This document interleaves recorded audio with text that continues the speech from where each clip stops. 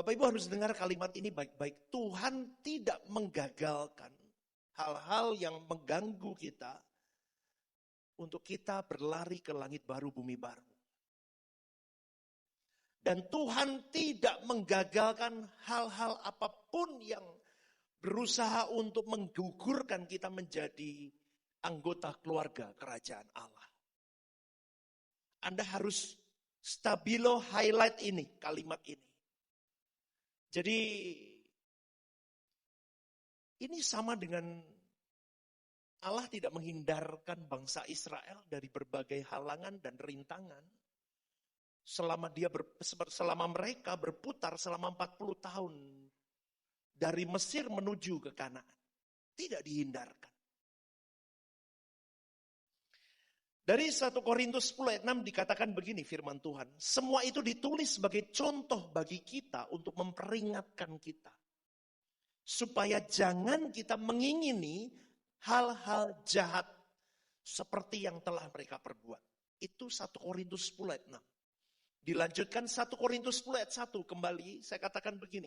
Semua ini telah menimpa mereka sebagai contoh.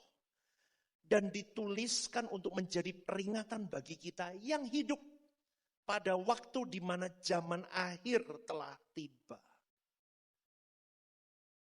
Allah Israel tidak melarang ular yang merupakan personifikasi iblis ada di Taman Eden. Allah biarkan. Allah juga memberikan izin kepada iblis untuk mencobai Ayub sampai di titik Ayub seperti itu. Ayub begitu mengerikan sampai di titik dia mau mati saja. Dia pernah berkata, dia mengutuki hari lahirnya. Sampai di titik itu, saudaraku. Elohim Yahweh Allah Israel juga tidak menghindarkan Yesus dari segala pencobaan yang didera selama dia melayani di bumi ini. Bahkan sampai di Golgota dan disalibkan. Bahkan iblis pun tidak dilarang oleh Tuhan untuk menampi Petrus dan Yudas. Saudaraku, saya berkata begini supaya kita memiliki kesadaran penuh mengiring Kristus. Amin. Karena kalau tidak bahaya. Karena ada semacam hukum atau tatanan yang Allah tidak bisa batalkan dan memang harus ditegakkan. Iblis punya part atau bagian untuk mencobai. Yang tujuannya untuk menggagalkan manusia mendapatkan keselamatan yang kekal. Dan ini fakta. Ini bukan cerita dongeng, tapi ini fakta. Kekristenanmu dan kekristenanku harus mulai melek mata dan mulai cerdas melihat keadaan. Ingat saudaraku, di dalam pelayanan Yesus pun, di dalam Injil dikatakan, Roh membawa Yesus ke padang gurun untuk apa? Dicobai. Tapi Yesus menang. Maka bagaimana supaya kita masuk di dalam segala pencobaan yang harus kita lalui dalam hidup ini dan kita menang? Itu pertanyaannya, betul? Betul ya? Bagaimana kita selalu menang? Seperti Yesus selalu menang di dalam setiap pencobaan yang dia hadapi. Kalimatnya satu, jaga dirimu. Saya go kiri kanannya, jaga dirimu. Tepuk dadamu katakan, jaga dirimu. Lukas 21 ayat 34 tolong tampilkan. Lukas 21 ayat yang ke-34. Firman Tuhan berkata begini, jagalah dirimu supaya hatimu jangan syarat oleh pesta pora dan kemabukan, serta kepentingan-kepentingan duniawi.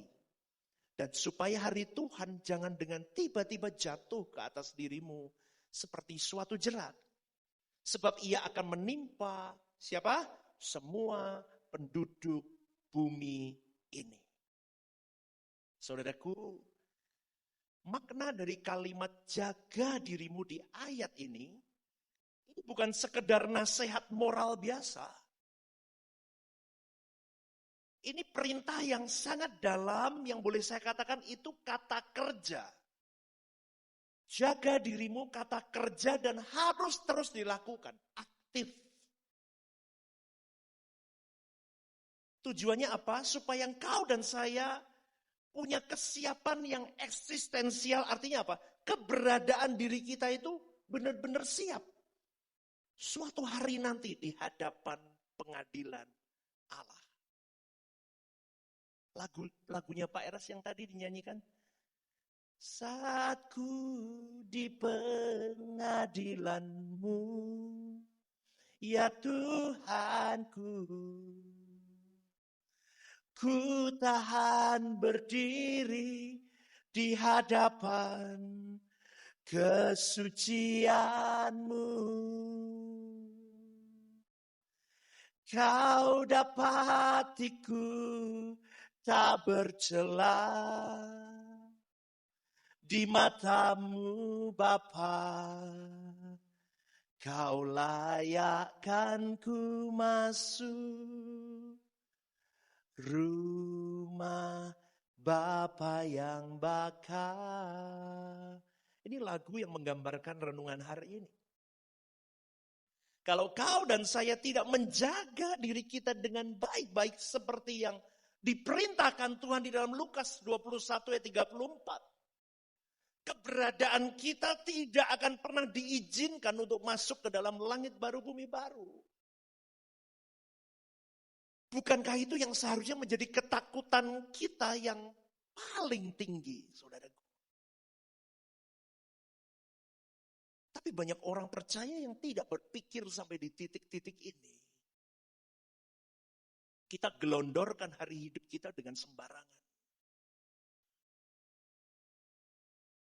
Ini bahaya, saudaraku. Kalimat jaga dirimu ini, Tuhan mau berkata begini dalam firman-Nya, mau berkata begini, hiduplah dalam kesadaran rohani yang penuh akan aku. Yesus berkata supaya hati jangan menjadi tumpul oleh pesta pora di kalimat ini. Oleh kemabukan, oleh kepentingan-kepentingan dunia, kekhawatiran hidup. Kalimat menjaga diri ini berarti kamu dan aku menjadi manusia yang harus punya kesadaran penuh akan Dia. Setiap saat, saudaraku. Artinya begini, kalau aku hidup hari ini, aku hidup sadar bahwa ada Tuhan yang melihat hidupku. Amin. Amin. Aku sadar bahwa ada Tuhan yang, CCTV Tuhan yang tidak pernah mati. Bahkan belum kita ucapkan, belum kita lakukan gerak-gerik di hati kita pun, Dia Maha tahu. Makanya lagu tadi, saat ku di pengadilan-Mu, ya Tuhanku, ku tahan berdiri di hadapan kesucian-Mu. Tuhan mau ngomong begini, kamu eksistensimu harus mewakili aku di bumi. Jadi kalau hidupku suci, kau harus suci. Katakan amin, saudaraku. Maka Bapa berkata, sucilah kamu, kuduslah kamu, sebab aku kudus. Itu mau ngomong suatu hari nanti di tahta pengadilan Allah, di pengadilan yang tidak bisa disuap itu. Semua kedalaman kita itu dibuka, ditelanjangi. Dan Bapa menemukan kau dan saya memiliki eksistensinya di hadapannya. Maka disitulah sebuah rejeki kita mengiring Kristus. Betul. Amin gak saudaraku? Itu makanya saudaraku yang terkasih di dalam Tuhan. Kesadaran akan Allah itu dari kalimat jaga dirimu itu bukan tentang menjauhi dosa besar saja. Bukan, tetapi tidak membiarkan hatimu dan hatiku kehilangan kepekaan terhadap Tuhan. Jangan sembarangan merespon bergejolak apapun. Kenapa? Aku harus peka sama Tuhan. Perlu gak aku begini? Ini yang susah. Ini PR seumur hidup. Tapi yang mau saya katakan saudaraku, kalau Bapak Ibu saudara-saudari benar-benar mau belajar hati Tuhan. Jatuh bangun normal gak apa-apa. Amin. Tapi berprogres lah. Ayo Bapak Ibu. Kekristenan kita itu harus sampai naik kelas tiap saat. Jadi hidup kita itu bukan aktivitas lahiriah kita yang utama, tetapi yang paling penting itu yang Tuhan bidik itu adalah hatimu itu tumpul enggak sama realitas Allah. Tampilkan poin yang pertama. Hidup dalam kesadaran rohani yang penuh itu artinya hidup dengan kesadaran terus-menerus akan hadiratnya Allah. Sehingga seluruh pikiranmu, sikapmu, tindakanmu itu selalu diselaraskan dengan maunya dia. Bukan mauku, maunya dia. Karena kita itu hamba, doulos. Kita nggak ada kepentingan lagi sebetulnya dalam hidup ini selain untuk memanjakan dia, melayani dia. Kita harus habis, saudaraku. Kalau kita belum habis, kita belum menjadi pelayan yang sempurna di mata Allah. Dan ini tidak akan pernah hidup benar. Kalau hidup dalam kesadaran rohani penuh itu harus dimulai dari kerendahan hati dulu. Aku siapa? Dia siapa? Kalau kita sadar dia siapa, aku siapa. Terus di tanganku dititipi oleh dia dengan banyak hal begini. Aturan aku mulai sadar, what should I do for him? Di tanganku ini semua.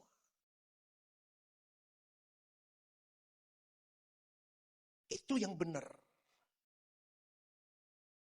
Jadi kamu mau dibawa, kita mau dibawa ke gunung tinggi, kehidupan melimpah dengan segala hal dalam hidup kita. Kita tetap sadar,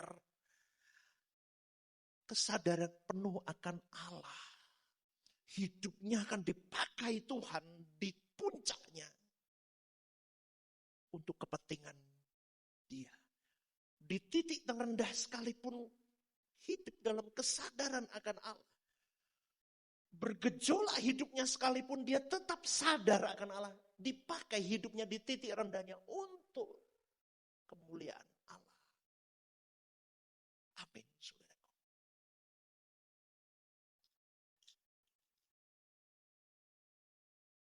Seluruh pikiran kita sadar ada Allah.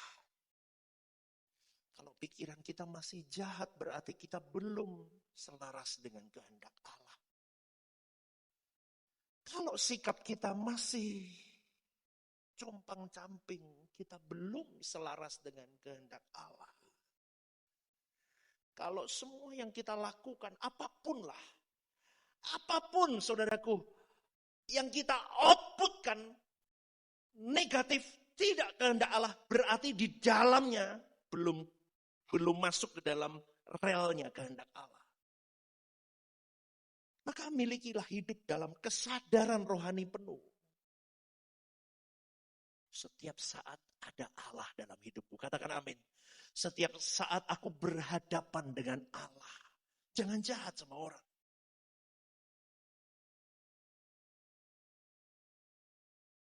Setiap keakuanku mau tumbuh, mau tampil, matikan. Katakan, aku hamba. Kristus harus lebih besar. Stephen Lim harus semakin kecil. Amin gak?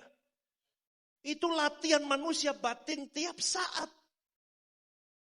Bapak Ibu ikuti renungan pagi 1 minggu ini sampai hari Minggu tentang pelayan sejati. Saya sudah rekaman beberapa poin, saudaraku. Saya rindu Bapak Ibu bisa mendengarkan itu dengan seksama. Sampai kehendak pribadimu itu habis, digantikan maunya Tuhan.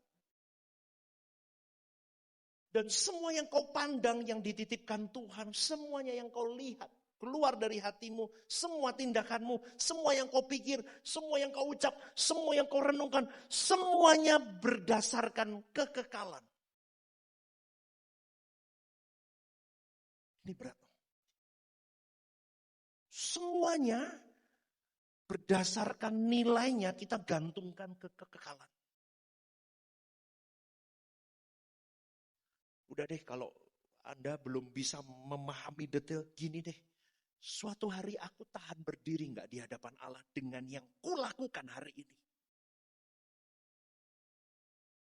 Semua yang ada di tanganmu hari ini harus dipertanggungjawabkan. Seharusnya dititipi untuk kemuliaannya. Betul? Semua. Harta, benda, talenta, semua tenagamu, waktumu, all everything. Semua harus dipertanggungjawabkan di pengadilan Allah itu nanti. Kalau kita punya kesadaran rohani penuh bahwa ada Allah dalam hidupku, kita akan disiplin konsisten untuk kita benar-benar menggarap diri kita. Dibentuk setiap saat, di setiap keadaan, itu dibentuk untuk aku disiplin. Semakin masuk rel, semakin masuk rel. Ini adalah hidup yang tidak lagi sampai di titik tidak berpusat tentang aku, tapi sepenuhnya hidupku dikendalikan oleh kesadaran akan Allah dan hanya untuk Allah. Itu saudara, jaga dirimu baik-baik. Bisa nggak kita sampai di titik itu? Harus bisa. Karena kalimat jaga dirimu itu Tuhan mau berkata begini, kalimat jaga dirimu, kembali ya ke ayat. Nah, ada bahaya besar kalau kau tidak memiliki ketidaksadaran rohanimu, itu kau akan mengalami bahaya besar. Apa bahaya besar dalam hidup seorang manusia yang tidak memiliki kesadaran rohani akan Allah? Dia terpisah dari Allah selama-lamanya. Banyak orang Kristen tidak melakukan pemberontakan terang-terangan sama Tuhan. Tetapi hidupnya hidup di dalam ketidaksadaran rohani yang halus. Kelihatan gak berontak, tapi berontak halus. Makanya sekali lagi Bapak Ibu yang saya kasihi, yang saya cintai, Rehoboth Semarang. Tenggelamlah dalam Tuhan. Sampai kau gak punya waktu untuk yang lain, hanya untuk Tuhan. Bekerja-bekerjalah untuk Dia. Studi-studilah untuk Dia. Menikah-menikahlah untuk Dia. Melayani di gereja untuk Dia, bukan untuk saya. Amin. Amin. Berani gak kita sampai di titik itu? Kita hanya butuh Dia, butuh Tuhan. Gak ada yang lain. Makanya jangan larut dalam semua pleasure, kenikmatan yang dunia berikan. Jangan pelarian apapun. Suntuk aku cari dunia, jangan. Kau suntuk, kau jengah dengan hidup ini, kau cari Tuhan. Kau buntu hidupmu, kau lihat keadaan seakan-akan tidak ada harapan, kau cari Dia. Saya lakukan itu, saudaraku. Tempatku mengadu hanya Tuhan. Aku hanya bisa menderaikan air mataku di hadapan Allah. Lord, it's me. Kadang saya gak bisa ngomong apa lagi, saudaraku. Kadang saya cuma ngomong, Lord, it's me. Ini aku, Tuhan. Saya hanya bisa meneteskan air mata dan mengangkat tangan. Itu pun aku lega. Ngerti gak, saudaraku? Itu pun aku lega. Saya percaya Bapak Ibu punya pengalaman private dengan Tuhan juga. Maka hati-hati, ada bahaya besar. Karena kalau kau tertambat dengan semua kesenangan dunia, dengan kekhawatiran hidup, dengan sebanyak mungkin pelarian-pelarian kehidupan kita, hatimu akan berat dan tidak akan pernah siap menyambut kedatangan Tuhan. Percayalah omongan saya ini, berat. 24 jam dilatih, masuk ke rel Tuhan aja, belum tentu siap. Apalagi yang tidak pernah latihan, exercise untuk shaping hati, pikiran, jiwanya masuk ke relnya Tuhan. Maunya Tuhan, maunya Tuhan, maunya Tuhan. Semua hal belajar untuk maunya Tuhan, bukan mauku. Kalau mauku quit, tapi Tuhan tidak boleh quit. Jangan quit. Apapun itu. Pernikahan sudah jelas. Tidak boleh quit, betul? Halo?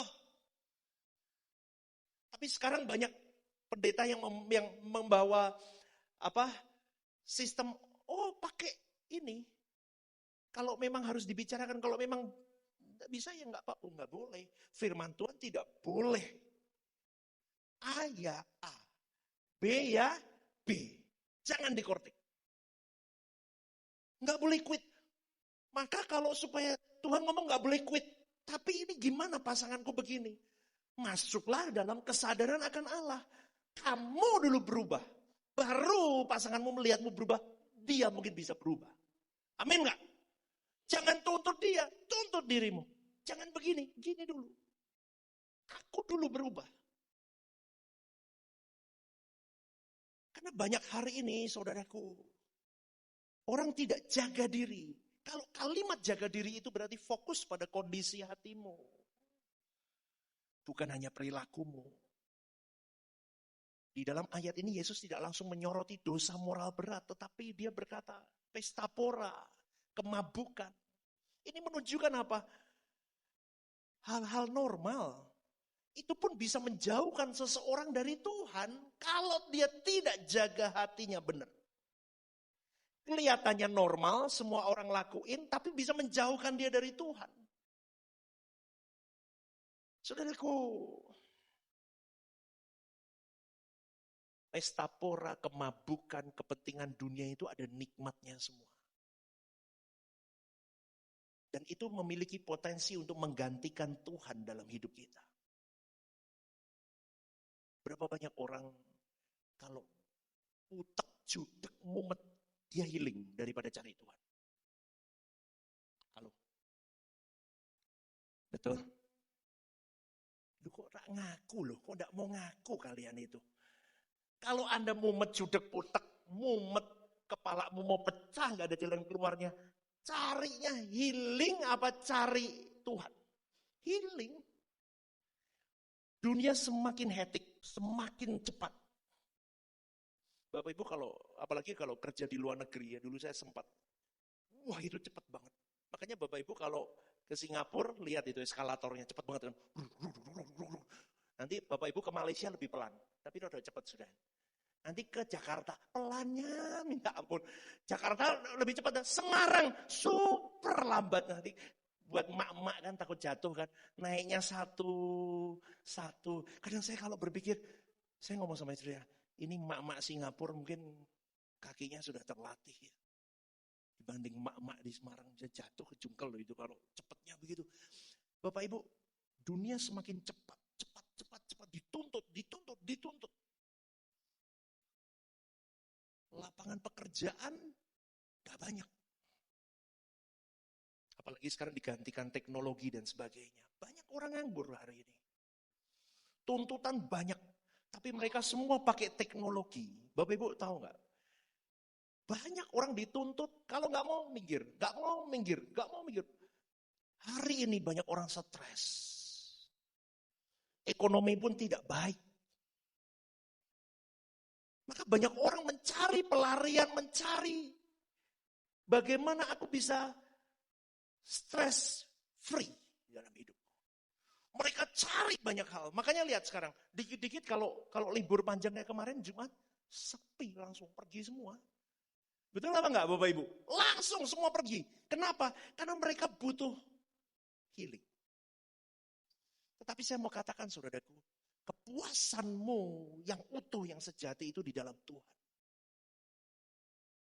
Jangan sampai semuanya itu yang nikmat-nikmat di dunia ini menggantikan posisi Tuhan dalam hidupmu. Kalimat jaga dirimu ini juga, dengar baik-baik. Tuhan mau berkata begini, jaga dirimu. Karena kalimat ini akan begini. Sebab ia akan menimpa nih. Dengan hari Tuhan, jangan dengan tiba-tiba jatuh ke atas dirimu. Ini menunjukkan apa? Eskatologi, kedatangan Tuhan yang kedua kali. Ayat ini berbicara tentang hari Tuhan yang akan datang secara tiba-tiba, saudaraku. Artinya, kalau Tuhan berkata, jaga dirimu, hiduplah dalam kesiapan yang utuh untuk menyongsong hari kekalmu. Dalam kau hidup ini.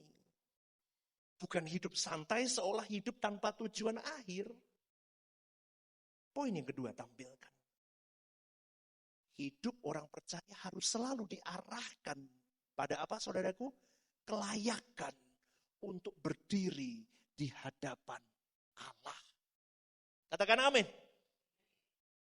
Hidupmu harus selalu diarahkan pada kelayakanmu setiap apa? Setiap saat. Karena kita bisa mati setiap saat. Dan setiap hari loh. Setiap saat. Every second in your life. Kau harus ada pada kelayakan untuk kita tetap bisa berdiri di hadapan Allah. Orang kalau udah tahu gini takut dan gentar akan Allah itu semakin lebih. Ngeri saudaraku. Maka jaga dirimu itu berarti periksa hatimu, hidupmu tiap hari. Apakah aku masih haus sama Tuhan apa enggak? Atau hausku sama yang lain? Hati-hati saudaraku, ada distraksi yang iblis selalu mencobai orang percaya. Kamu dan aku tidak akan dibuat mudah jalan ke sana. Amin. Benar gak? Gak mungkin. Kalau mudah itu bukan iblis berarti. Kamu dan aku, Rehoboth Semarang dan semua teman-teman kita, orang-orang percaya tidak akan dibuat mudah untuk ke sana.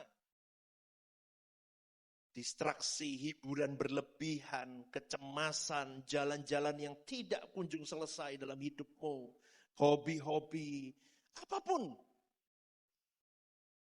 Pak, Bu, hati-hati dengan semua kenikmatan yang ada di tanganmu. Kalau itu sampai menggeser Tuhan, masalah. Maka latihlah hidup sadar akan Tuhan. Bukan saat ibadah saja, tapi setiap saat, setiap every second in your life.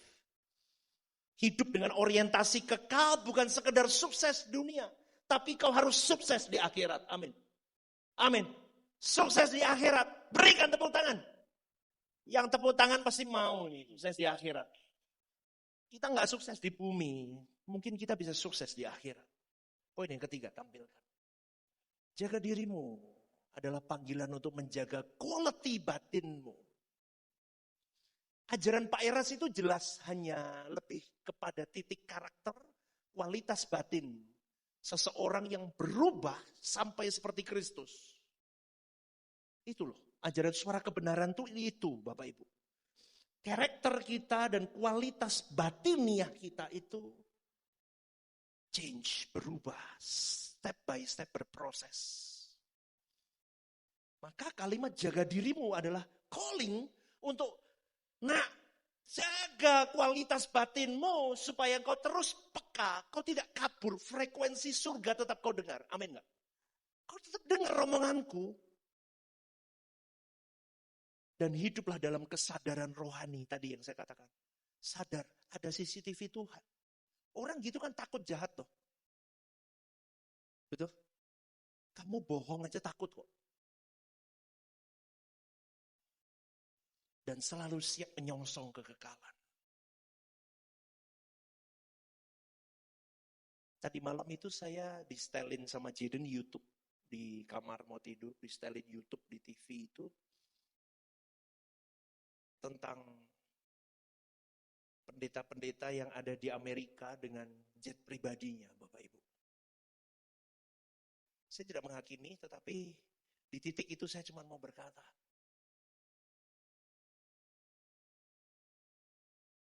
kok gini banget Tuhan sampai jet pribadi. Saya tak minta awan kinton aja, ada punya Dragon Ball itu. Biar bisa kemana-mana atau baling-baling bambunya Doraemon ya. Tapi so far is okay. Tapi saya di dalam video itu saya tidak, Jaden tanya gimana pendapat Dedi, saya tidak jawab. Tapi saya menjawab dalam diri saya. Suatu hari kalau Tuhan pun memberkati Rehoboth Semarang, saya nggak akan sampai di titik itu. Keuangan gereja itu harus kembali untuk dia dan kepentingannya. Betul? Betul? Itu yang paling penting, saudaraku. Kadang saya ada di satu titik, saudaraku. Banyak orang percaya tidak menyadari bahwa dia harus selalu siap menyongsong kekekalannya. Karena memang dasarnya manusia itu kan greedy, serakah. Kita tuh serakah tuh. Kalau nggak serakah duit, kita serakah kehormatan. Besok renungan-renungan itu Bapak Ibu bisa dengar. Kalau dunia itu kan berkata semakin tinggi posisi orang itu semakin dihormati.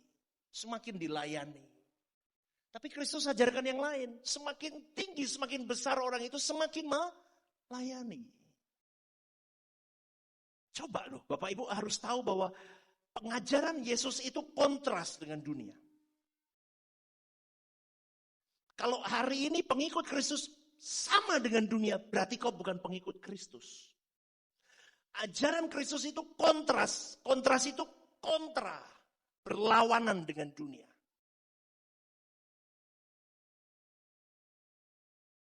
Yesus pun menderita, dia datang ke bumi ini. Dia mengosongkan dirinya. Kita orang percaya nggak boleh mengenyangkan nafsu kita dengan segala kesenangan kita. Maka jaga diri kita baik-baik dari semua hal itu. Karena kalau kita tidak selektif, saudaraku, kita bisa berkata, lo enggak apa-apa toh. Oh, buktinya semua begitu, aku, no, enggak boleh.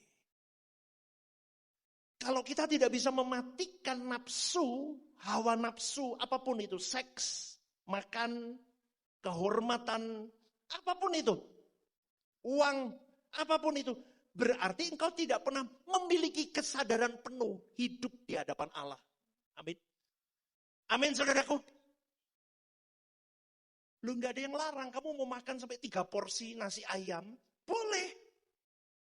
Tapi kalau kita punya kesadaran akan Allah, kita sadar untuk apa aku membesarkan monster nafsuku. Bukankah aku diajarkan untuk mengekang itu semua dan mematikannya? Jangan anggap remeh, saudaraku. Kelihatannya makan nggak apa-apa. Saya kemarin diajak makan sama salah satu jemaat gitu ya. Makannya kebanyakan sampai dibawa pulang, saya menderita.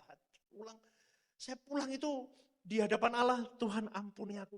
Kita itu salah pesan gitu loh. Pesan sushi gitu kan banyak tuh Bapak Ibu. Pesan-pesan ternyata itu kan banyak. Wah lagi ndak habis didenda. Lagi sakmene akeh wis pesan segini banyak gimana? Akhirnya dibawa pulang. Dibawa pulang, saya pulang menderita hati saya. Kok saya tidak bisa jadi sampel? Padahal bukan karena rakus, tetapi karena salah pesan. Ngerti Bapak Ibu? Itu hal kecil. Menurut manusia normal, lapar makan. Tapi orang percaya di hadapan Allah, kalau mau menggarap dirinya, sampai nafsu makan pun harus dikontrol. Seks, dikontrol. Kita bukan binatang yang semau-mau kita. Amin. Berikan tepuk tangan dulu. Berarti kita harus berani menjaga diri, itu tugas dan tanggung jawab kita. Urusan di luar kesanggupan kita itu urusan Tuhan. Tapi urusan kita tangani bagian kita dengan benar. Kita punya bagian, Tuhan punya bagian. Bagian kita beresin. Kelola hidupmu sempurna, saudara. Punya waktu sama 24 jam, saya 24 jam. Kelola waktumu baik, produktif. Jangan terus tiduran di kasur, scroll begini. Scroll 3 jam. Duduk, ngopi, gluk. Scroll lagi 1 jam. Gluk, nonton YouTube. Rusak hidupmu. Amin. Do something produktif. Pakai semua talenta yang Tuhan beri. Lakukan, saudaraku. Poin yang keempat. Kata pesta pora itu dalam bahasa aslinya krai pale. Ini tidak boleh dianggap sebagai hal yang tidak membahayakan pesta pora ini. Di dalam bahasa aslinya pengertian kata ini, krai pale ini, Itu adalah artinya adalah sesuatu yang membuat kepala kita pusing. Ini, Krai Pale itu, pesta pora itu membuat kepala kita pusing. Saya cuma mikirin ya mungkin karena kalau pesta itu kan musiknya kenceng, jedang-jedung, pusing kepala kita. Ya, itu artinya. Kata ini sebenarnya lebih terkait dengan kalimat kemabukan oleh anggur, kata lainnya. Kemabukan oleh anggur. Kalau zaman dulu, orang pesta pora itu selalu diwarnai dengan minum anggur sampai mabuk, saudara. Jadi Bapak Ibu harus tahu kenapa Yesus mengatakan ini, Injil mengatakan ini. Karena ini, kalau zaman dulu orang pesta mesti ada anggur. Diminum sampai mabuk. Salah nggak minum anggur? Enggak. Nah, kamu perjamuan kudus minum anggur loh. Salah nggak minum anggur? Kok nggak berani jawab? Salah nggak minum anggur? Enggak. Tapi kalau minum sampai mabuk itu salah. Apalagi sampai kecanduan. Clear ya? Jelas ya? Boleh minum? Boleh. Tapi kalau mabuk sampai kecanduan tidak boleh. Ini sebenarnya kalimat pesta pora ini kalau dari literasi, dari arti yang punya benang merahnya ini kita bisa gambarkan begini. Ini gambaran bagi anak-anak dunia. Segala kesenangan, berbagai kesenangan yang membuat mereka seringkali jadi mabuk. Orang sekarang itu mabuk apa? Mabuk makan, kuliner, mabuk jalan-jalan, mabuk beli barang. Ya apa enggak? Sama mabuk agama. Tapi enggak pernah dilakukan. Apalagi negara kita ini banyak orang mabuk agama. Loh, betul apa enggak sih?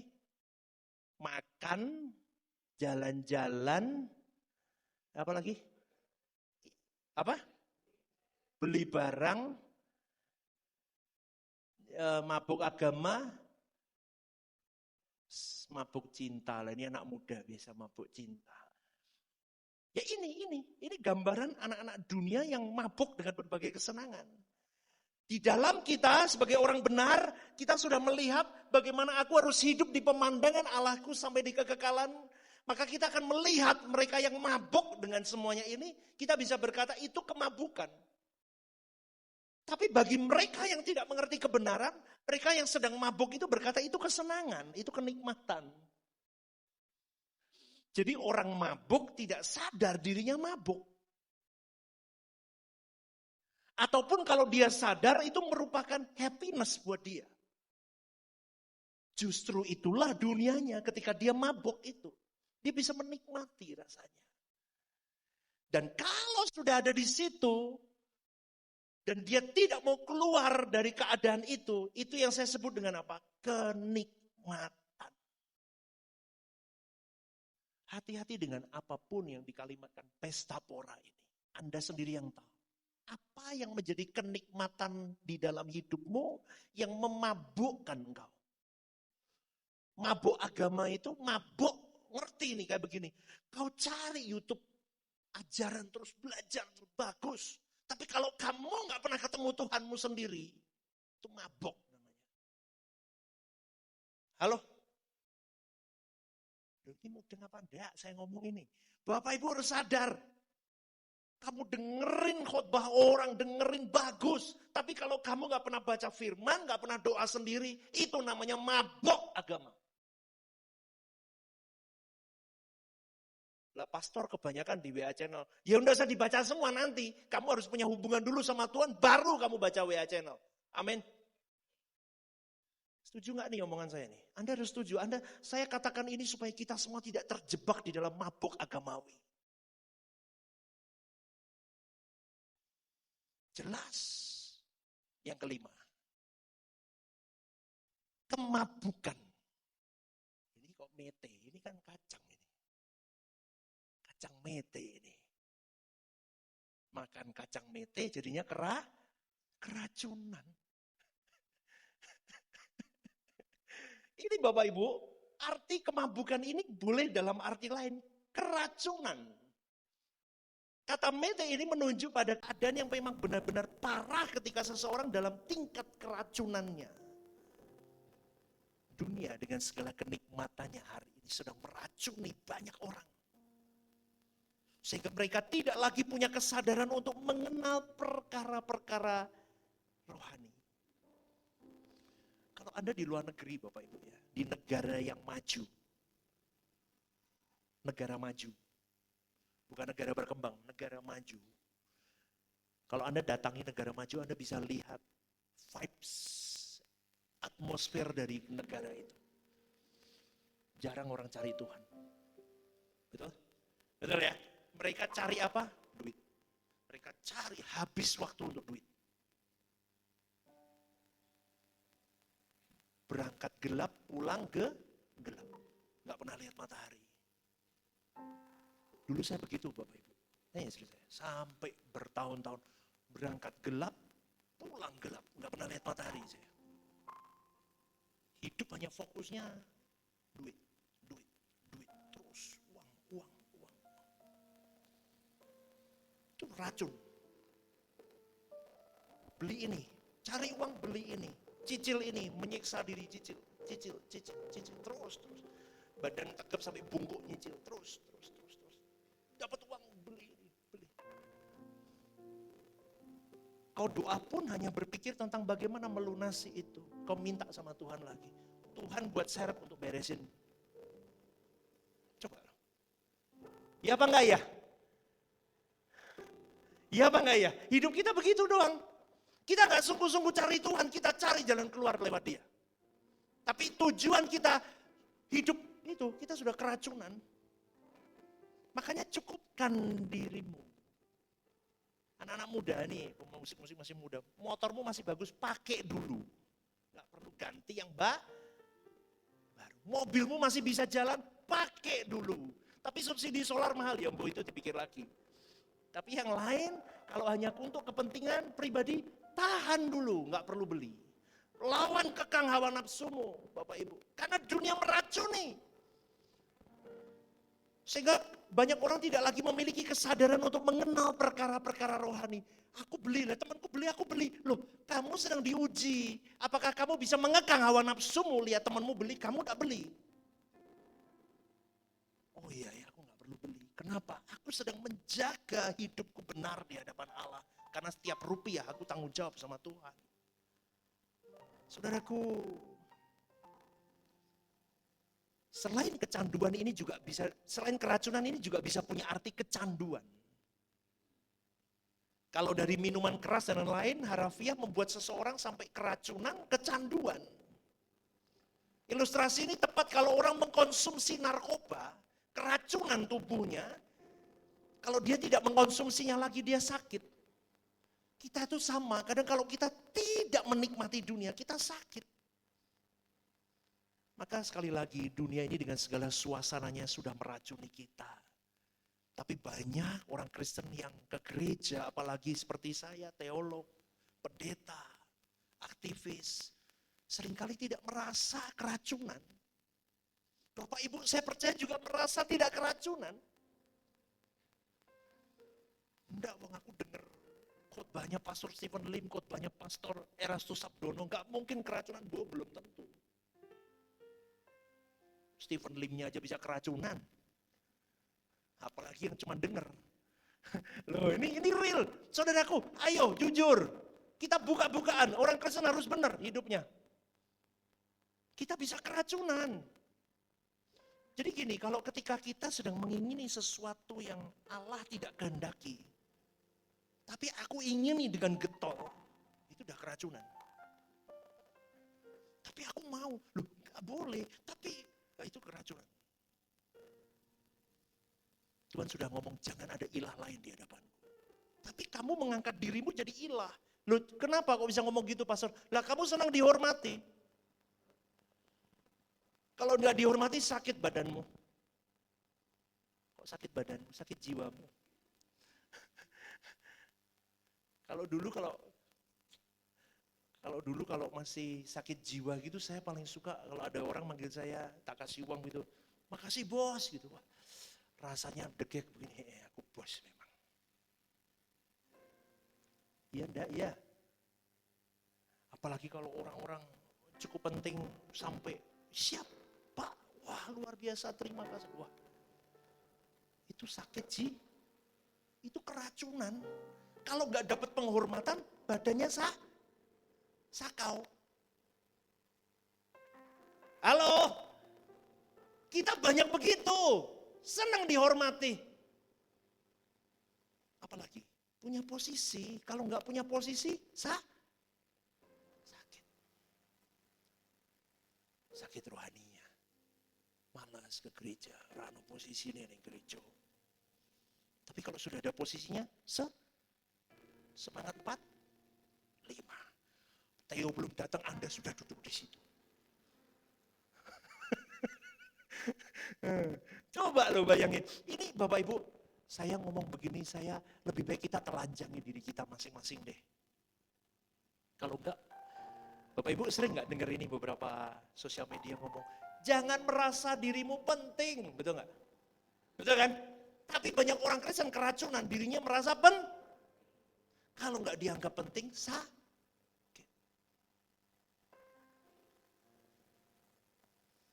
Loh, pastor kok ngomong begitu kenapa? Lah di sini aku kabeh iki. Ini saya semua. Ini Stephen Ling banget ini, senang dihormati, pengen punya posisi, apalagi senang dianggap penting. Ini Stephen Lim. Maksud Stephen Lim tok ya enggak toh, semua ya di sini ya sama. Ya. Banyak lagi yang meracuni kita Bapak Ibu. Uang bisa racunin kita. Apalagi? Uang enggak salah loh. Uang enggak salah. Amin. Kalau Anda merasa uang salah, berikan kepada saya. Ya, uang enggak salah. Tapi ketika orang merasa tidak nyaman ketika enggak punya uang, berarti dia keracunan uang. Yang saya tahu kan keracunan kerang begitu ya. Keracunan kepiting begitu ya. Tapi ini keracunan uang, nah ini masalah. Lanjut, hampir selesai Bapak Ibu. Lanjut. Loh. Oh iya. Tadi kalimatnya pesta pora, kemabukan dan lanjut. Dan kepentingan dunia.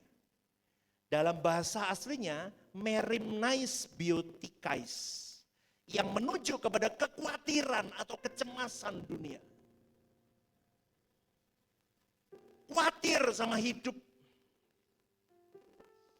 Banyak orang masuk di dalam kekhawatiran akan masa depannya. Kan saya selalu ngomong begini, kalau kamu ikut perusahaan nasional, internasional aja kamu merasa aman hidupmu.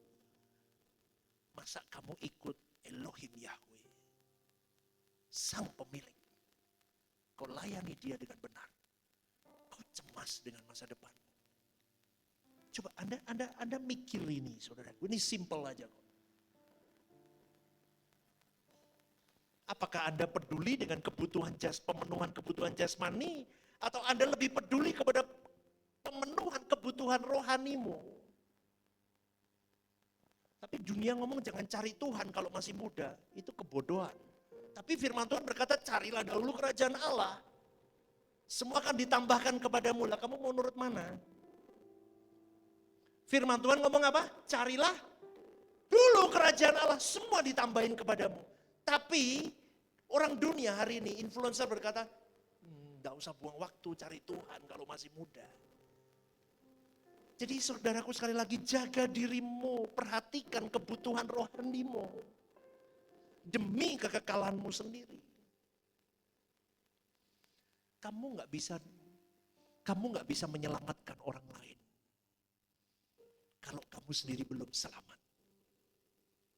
Maka jaga dirimu baik-baik, karena dengan kau hidup tepat di relnya Tuhan pun kamu sudah melakukan penginjilan melalui hidupmu. Amin. Kamu sedang menginjil dengan hidupmu. Semua arena hidupmu adalah penginjilan. Maka bertobatlah tiap hari, jaga dirimu tiap hari. Saya tutup dengan satu kalimat ini. Poin yang ke-7, terakhir. Jaga dirimu artinya perhatikan kebutuhan rohanimu. Demi apa? kekekalanmu sendiri. Artinya begini, saudara. Perhatikan kebutuhan rohanimu lebih dari kebutuhan jasmani. Orang dunia, termasuk orang percaya hari ini, masih lebih mementingkan kebutuhan jasmaninya ketimbang kebutuhan rohaninya. Itu perintah Allah kok. Carilah dahulu kerajaan Allah. Carilah dahulu kerajaan Allah. Jaga dirimu. Carilah. Bersukacitalah. Carilah. Itu perintah, saudara. Ketoklah kau akan menemukan aku. Temui aku. Tuhan itu sampai ngomong. Dia kan gak intervensi kita. Kamu dikasih kebebasan. Tapi dari firman-Nya itu secara literal mau ngomong begini, kamu cari aku nak. Ku tuntun hidupmu menjalani semuanya ini. 24 jam, 7 hari. Kalau kamu tidak jaga dirimu dengan melekatkan kau dan aku, kamu pasti jatuh. Karena waktumu singkat. Waktu singkatmu itu kau main-main, kau terpisah dari aku selamanya. Tapi kalau dari sekarang kau lekatkan dengan aku, kau berjalan bersamaku, kau latihan. Nanti sampai kekekalan kau berhadapan-hadapan denganku. Kau tahan berdiri di hadapanku. Kau sanggup melewati itu semua. Amin. Amin. Berikan tepuk tangan untuk dia. Yuk bangkit berdiri. Anda diberkati Tuhan hari ini. Amin. Kita mau jaga diri kita baik-baik. Siapa yang mau jaga diri? Angkat tangan dong. Wih, keren. Kekang. Yuk gini ngomongnya. Kekangmu. Kekang pikiran. Kekang